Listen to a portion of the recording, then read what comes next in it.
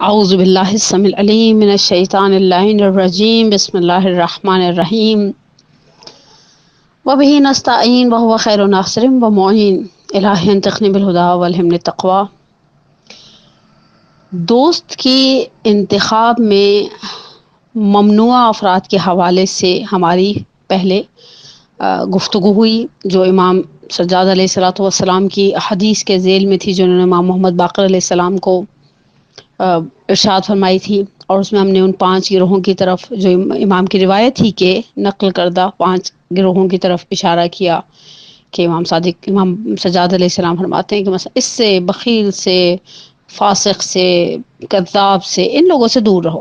اچھا، یقینی سی بات ہے، اسلام دین مبین اسلام ایک کامل دین ہے، ایک مکمل ضابطہ حیات ہے۔ تو اس کا مطلب ہے اس موضوع کے بالکل اپوزٹ وہ چیزیں بھی احادیث نے ہمارے لیے واضح کی ہوئی ہیں کہ کن افراد سے ہم دوستی کریں۔ اور سب سے پہلے بیسیکلی یہ چیز بھی ہم ساتھ ساتھ اشارہ کر دیں کہ دین کے اندر دوستی کی اپنی ایک اہمیت اور فضیلت ہے۔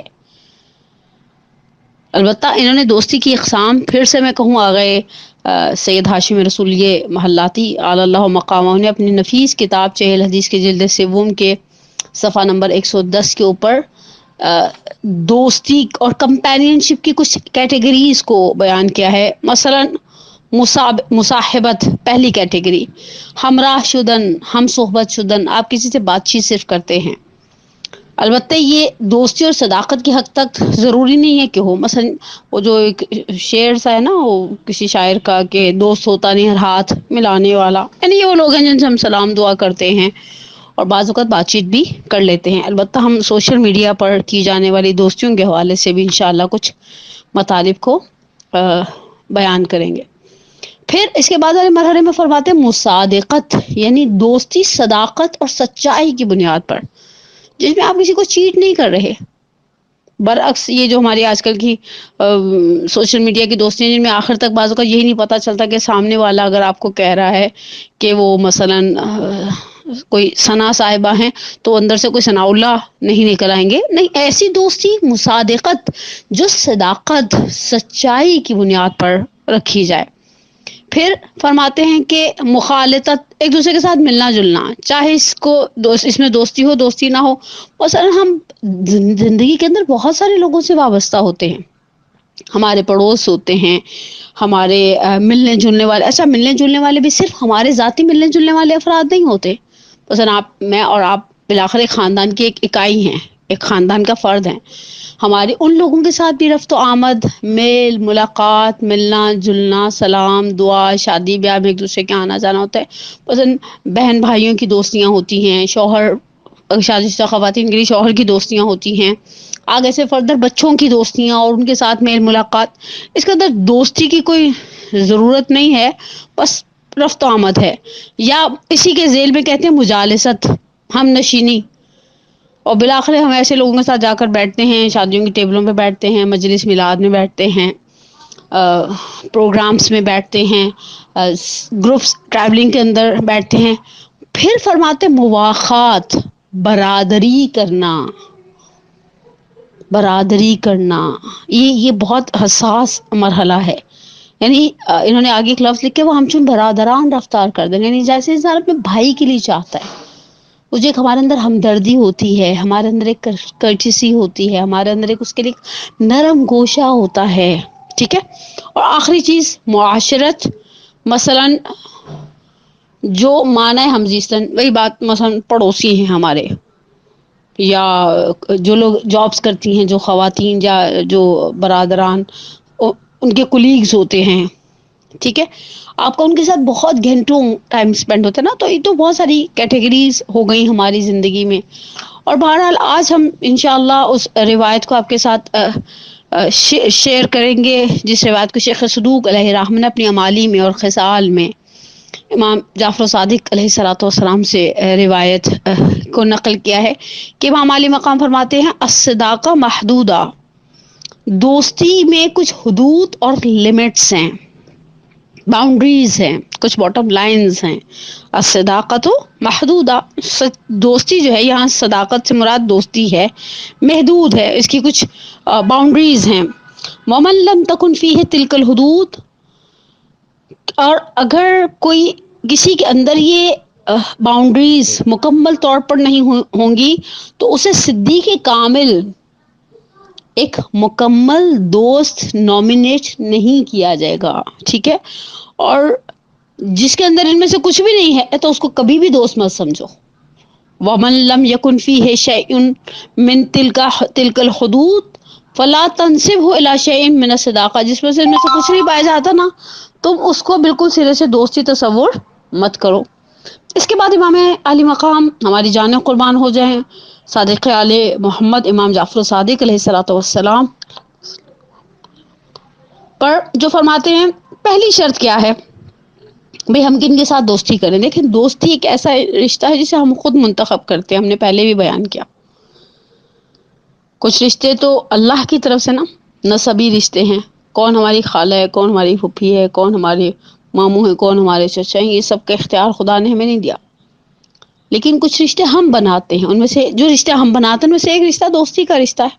تو اس کے اندر امام صادق علیہ السلام فرماتے پہلی شرط صداقت کی وہ یہ ہے کہ اس کا درون و برون سریرتہ و علانیتہ لک واحدہ، تمہارے لیے اس کا ظاہر اور باطن یکساں ہو، ایک جیسا ہو، سیم.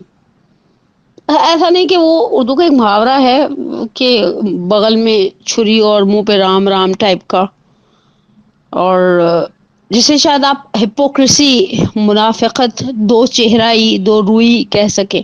آپ کے منہ پر میٹھے اور بہت ہی قربان جانے والے لوگ ہیں، لیکن آپ کے پیٹھ پیچھے آپ کو ایسے ایسے القابات سے نوازے ہوں گے کہ انسان تصور بھی نہیں کر سکتا. ٹھیک ہے، تو کہا امام صادق علیہ السلام نے پہلی حد کیا بیان کی، صداقت کی. امام فرماتے ہیں کہ اس کا ظاہر اور باطن تمہارے لیے ایک جیسا ہو، دو رو نہ ہو. مثلا یہ نہیں کہ اوپر سے کچھ ہے اور اندر سے اس کا کچھ ہے.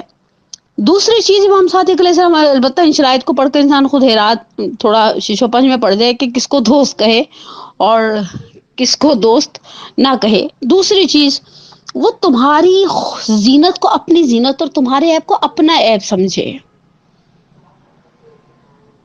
ایسا نہیں کہ خدا نے تمہیں کچھ دے دیا تو مثلا تمہاری جڑوں میں پانی دینے والا، تمہارے پیروں کو کاٹنے والا، تمہارے لیے حسد کرنے والا، تمہاری برائی چاہنے والا نہیں. تمہاری اچھائی اس کی اچھائی، تمہاری زینت اس کی زینت، تمہاری قباحت اس کی قباحت کرے. اور یہ بہت ریئر قسم کے ایسے دوست ہوتے ہیں جن کے لیے آپ کی خوبصورتی وہ اپنے لیے بھی خوبصورتی تصور کرتے ہیں، ہاں یہ ہمارا دوست ہے. ورنہ بعض اوقات تو آپ نے دیکھا ہے دنیا بھری ہوئی ہے خدا کی رنگ برنگی مخلوقات سے. اس کے بعد فرماتے ہیں تیسری چیز لا یغیرہ علیک مال ولا ولایہ، اس کی مال اور دولت، اس کی کیفیت کو، اس کے ایٹیچیوڈ کو تمہاری نسبت تبدیل نہ کرے. مثلا جب مثلا وہ فقیر تھا، نادار تھا، یا ہینڈ ٹو ماؤتھ تھا، یا بس مناسب قسم کے حالات میں تھا تو تمہارے ساتھ اچھا تھا. آج اللہ نے فضل کر دیا، اپنی بارگاہ سے نواز دیا، کرم کر دیا، اللہ نے پیسہ دے دیا، آپ اسے ملنے کے لیے جائیں تو پوچھے آپ کون؟ نہیں، ایسا نہیں. یہ امام صادق، آپ دیکھیں امام صادق باؤنڈریز بنا رہے ہیں، ایک کے بعد دوسری کے بعد تیسری. یہ تیسری باؤنڈری ہے لا یغیرہ علیک مال ولا ولایہ. تمہاری اس کو اگر ولایت یعنی اتھارٹیز مل جائیں، پیسہ آ جائے، اتھارٹیز آ جائیں.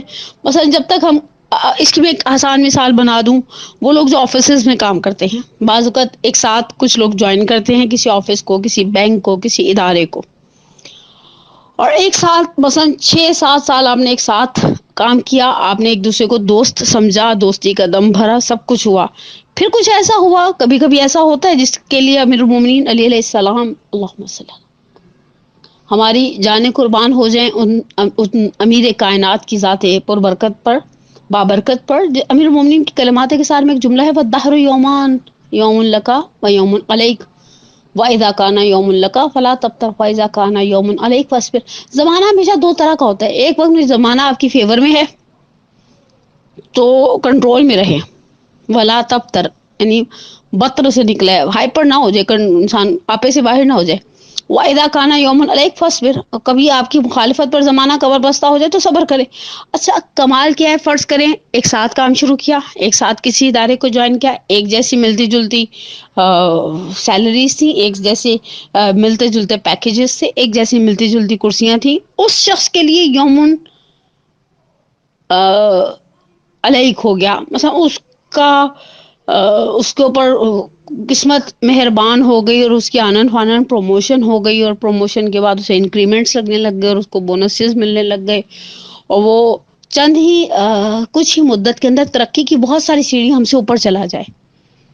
اگر یہ دوست ہے تو یہ ولایت، یہ اس کے اوپر چلے جانا، فرض کریں وہ ہمارے سر پر باس بنا کر بٹھا دیا جائے، ٹھیک ہے، یا ہم اس کے زیر دست چلے جائیں، مثلا ہم اس کے ماتحت کام کرنے پر مجبور ہو جائیں، تو یہ چیز اس کی حالت کو تغیر نہ دے۔ جیسے وہ پہلے صادق تھا، دوست تھا، ہمارے لیے صدیق تھا، ابھی بھی اسی طرح سے اس کی صداقت، اس کی دوستی باقی رہے۔ چوتھی چیز، امیر امام صادق علیہ السلام فرماتے ہیں کہ اللہ یمنعک شیئا مما تصل الیہ مقدورتہ، جو کچھ اس کی پاس ہے، اس کی توانائی ہے، اس سے تمہیں دریغ نہ کرے۔ دیکھیں انسان ہے، ہم اس دنیا کے اندر جب رہتے ہیں تو مالی، جسمانی، بسا اوقات سوشل اور مورل سپورٹس کے محتاج ہوتے ہیں۔ ہم الگ الگ قسم کی ضروریات ہماری دوسروں کے ساتھ وابستہ رہتی ہیں، ہماری دوسروں کے ساتھ وابستہ رہتی ہیں، کچھ لوگوں کی ہمارے ساتھ ضروریات وابستہ رہتی ہیں، اور یہ قانون کائنات کا اسی طرح سے چلتا رہتا ہے، ٹھیک ہے۔ اب مسئلہ یہ ہے کہ جو کچھ اس کے پاس ہے اور وہ ہماری مدد کر سکتا ہے، امام صادق علیہ الصلوۃ والسلام فرماتے ہیں دریغ نہ کرے۔ دیکھیں بعض اوقات فرض کریں، مثال کے طور پر مالی مدد کی مثال دوں، خدا سے ہمیں پیسے کی ضرورت پڑی، اس کے پاس ہے، اس نے سوچا یار یہ نہ میں اس کو دے دوں تو خود پریشان ہو جاؤں، اس کا مطلب ہے یہاں یہ صدیق نہیں ہے، یہ دوست نہیں ہے۔ اچھا فرض کریں فزیکل ہیلپ ہمیں چاہیے تھی، تو جب فزیکل ہیلپ ہم نے مانگی تب اس نے فزیکل ہیلپ نہیں کی۔ بعض اوقات انسان کسی کی جسمانی مدد کا محتاج ہوتا ہے کہ یار یہ کہیں میرے سے ڈیمانڈنگ ہی نہ ہو جائے۔ کبھی کبھی کسی شخص کی جو خدا نے اسے آبرو دی ہوتی ہے، ہم اس کے محتاج ہو جاتے ہیں۔ مثلا اس کے بھائی کا اسکول ہے، ہم نے اپنے بچے کے ایڈمیشن کا سوچا، ٹائم پیریڈ لیٹ ہو گیا تھا، ہمیں پتہ ہے یہ فون کرے گا تو بچے کا ایڈمیشن ہو جائے گا۔ یہ جو کچھ اس کے پاس ہے، جو اس کے قدرت کے دائرے کے اندر ہے نا، جو اس کے اتھارٹیز کے اندر ہے، جو اس کے اختیارات کے اندر ہے، اس سے دریغ نہ کرے۔ امام صادق علیہ السلام فرماتے ہیں والخامسہ، اور پانچویں چیز، اور یہ شاید بہت ہی حساس مجھے ایسا فیل ہو رہا ہے حدیث کا یہ والا جملہ، البتہ بہرحال کلام معصوم ہے، اس میں کوئی قیل و قال کی جگہ نہیں ہے۔ امام فرماتے ہیں کہ ناگوار حادثات میں، مشکلات میں، پریشانیوں میں تمہیں چھوڑ نہ دے۔ یہ بہت پیاری بات ہے۔ وہ کچھ اردو کے محاورے بھی میرے ذہن میں اسی طرح سے آ رہے ہیں کہ کچھ لوگوں کو جب تک میٹھا میٹھا ہوتا ہے وہ کھاتے ہیں، جیسے ہی کڑوا ہوتا ہے تو تھوک دیتے ہیں۔ مثلا جب تک ہمارے ہاں من و سلوا کی دعوتیں ہیں، مثال کے باب سے کہہ رہی ہوں، دعوتیں ہیں، لین دین ہے، آنا جانا ہے، پارٹی ٹائم ہے، تب تک دوستی ہے۔ خدا نخواستہ کبھی ایسے کرائسس آئے کہ اب وہ پارٹیاں، وہ دعوتیں، وہ رونقیں یاد ماضی بن جائیں تو اب کوئی پرسان حال نہیں ہے۔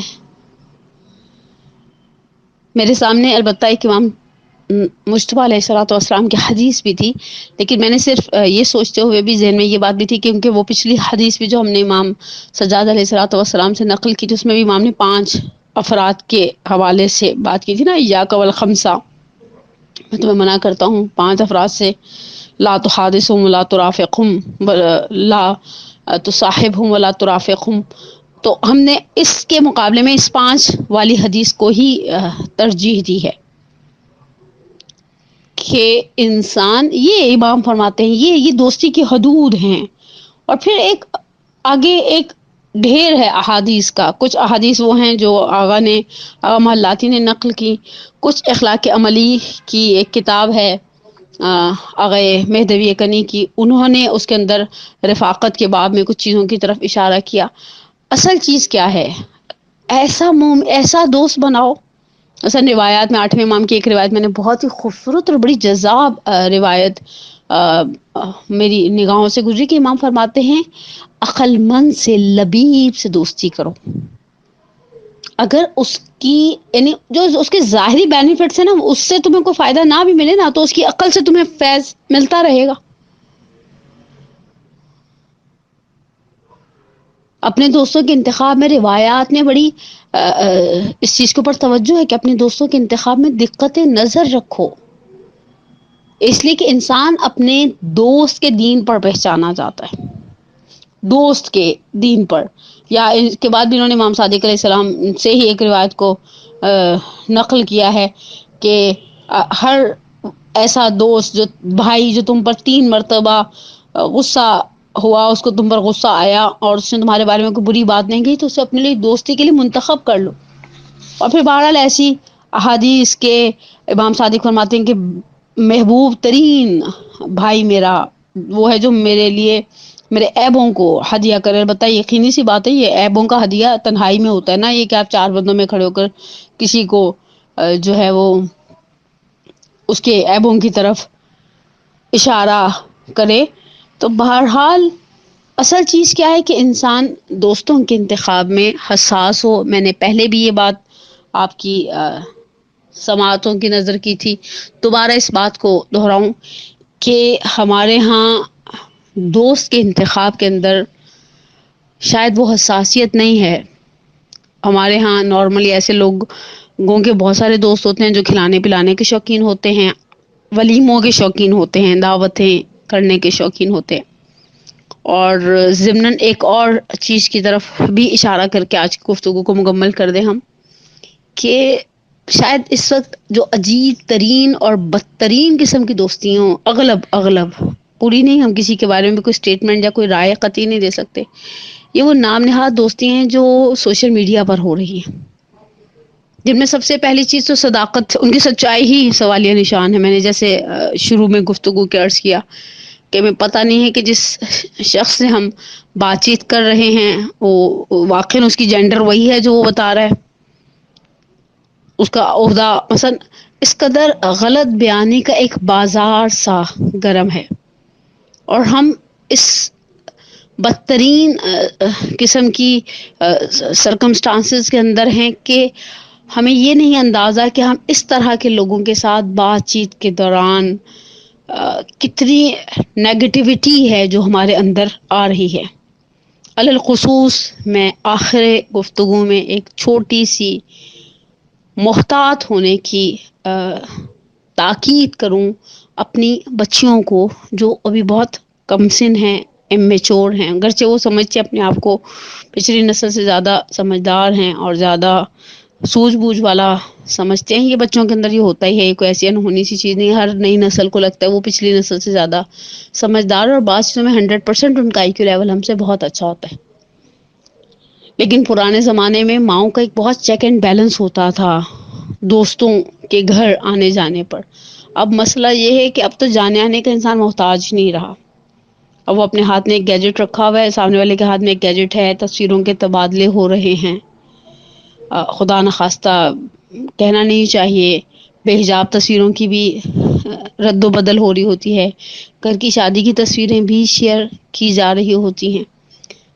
کچھ تھوڑا بہت المومن هو القیس، مومن کی ایک نشانی تو یہ تھی کہ وہ بہت سوجھ بوجھ والا ہوتا ہے. اور تعجب کی بات یہ ہے کہ ہماری بچیاں اس نام نہاد دوستی کے اچھا باقاعدہ مجھے تو بھی پتہ چلا کہ ان کی سالگرہیں بھی ان دوستیوں کی منائی جاتی ہیں کہ 6 سال پہلے ہم فلانی ایپ پر ہماری ایک دوسرے کے ساتھ آشنائی ہوئی تھی، جل الخالق. ویسے ان سے ان کی NIC کا نمبر پوچھ لو تو انہیں یاد نہیں ہوگا. ویسٹنسن کی دادی کی برسی کی تاریخ پوچھ لو تو وہ یاد نہیں ہوگی، وہ یاد ہے کہ فلاں صاحبہ سے ہماری اس فیز کے اندر گفتگو دوستی ہوئی تھی، مثلا فلاں پلیٹ فارم پر. تو بہرحال بچیوں کو بہت محتاط رہنا چاہیے. آن لائن اسکولنگ کے سسٹم نے ماؤں کو بعض اوقات بے بس کر دیا کہ وہ آپ اپنے ان بچوں کے ہاتھ میں بھی گیجٹ دیں کچھ گھنٹوں کے لیے، جنہیں وہ ابھی کووڈ-19 سے پہلے گیجٹ دینا مناسب نہیں سمجھ رہی تھی. اور بچے ہماری توقع سے زیادہ شارپ نکلے ہیں.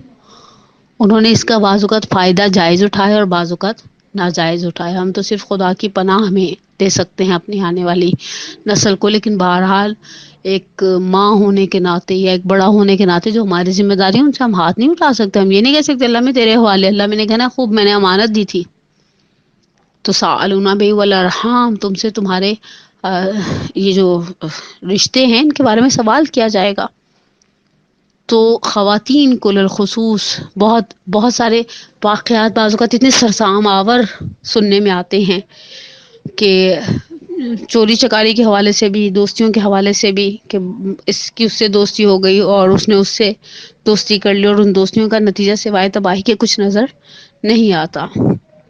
دوستوں کی کرائٹیریاز رہے ہیں اہل بیت کے نزدیک، اور اب جب ہم اپنے آپ کو اہل بیت سے وابستہ، مکتب اہل بیت سے وابستہ سمجھتے تو ہمیں لامحالہ کچھ حد و حدود کا خیال رکھنا چاہیے کہ اہل بیت کے نزدیک دوستی کے معیارات سے ہم اپنے معیار پر، اپنے اسٹینڈرڈ پر کمپرومائز نہ کریں نا. جس طرح ہم اپنی دنیا کے اسٹینڈرڈز پر کمپرومائز نہیں کرتے. ہم سب جانتے ہیں کہ لوگوں کا پہننے اوڑھنے کا ایک اسٹینڈرڈ ہے، لوگوں کا کھانے پینے کا ایک اسٹینڈرڈ ہے، لوگوں کا لیونگ اسٹینڈرڈ ہے، لوگوں کا شادیاں کہاں کرنی ہے کہاں نہیں کرنی ایک اسٹینڈرڈ ہے. دوستی کے معاملے میں ہمارا کوئی اسٹینڈرڈ نہیں ہے. دوستی کے معاملے میں بھی تو اسٹینڈرڈ ہونا چاہیے نا. الخصوص ہم خواتین جو بیگ سے لے کر تو پتہ نہیں دوسرے کی چپل تک پر ہماری نظریں ہوتی ہیں، اور دوپٹے کی ڈوری پائپنگ تک پر ہماری توجہ ہوتی ہے. اور دوستی کے معاملے میں ہم اس طرح سے کہ ہم کیا ہر شخص کے ساتھ دوستی کرنے پر تیار ہیں؟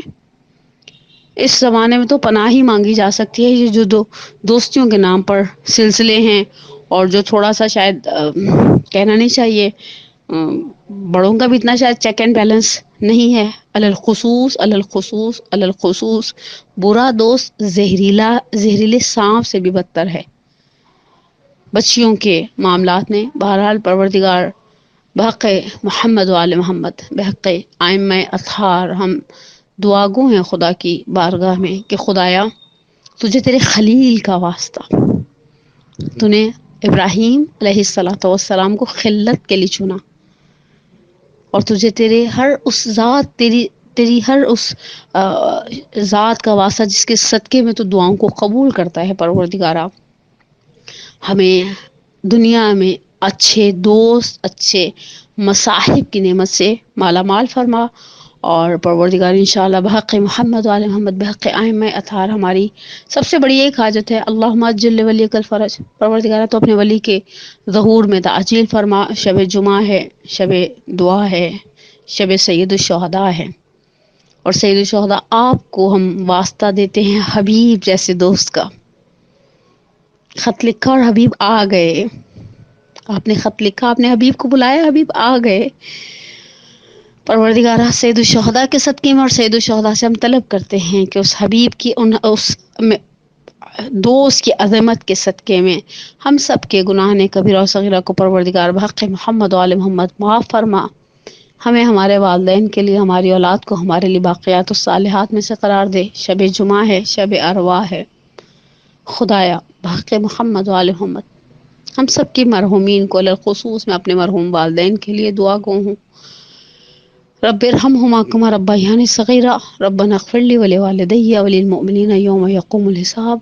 پروردگار انشاءاللہ ہم سب کا خاتمہ بالایمان فرما، اور ہمیں برے لوگوں کی صحبت سے اپنی حفظ و امان میں رکھ، اور ہمیں اچھے لوگوں کی صحبت نصیب فرما. والسلام علیکم ورحمۃ اللہ وبرکاتہ.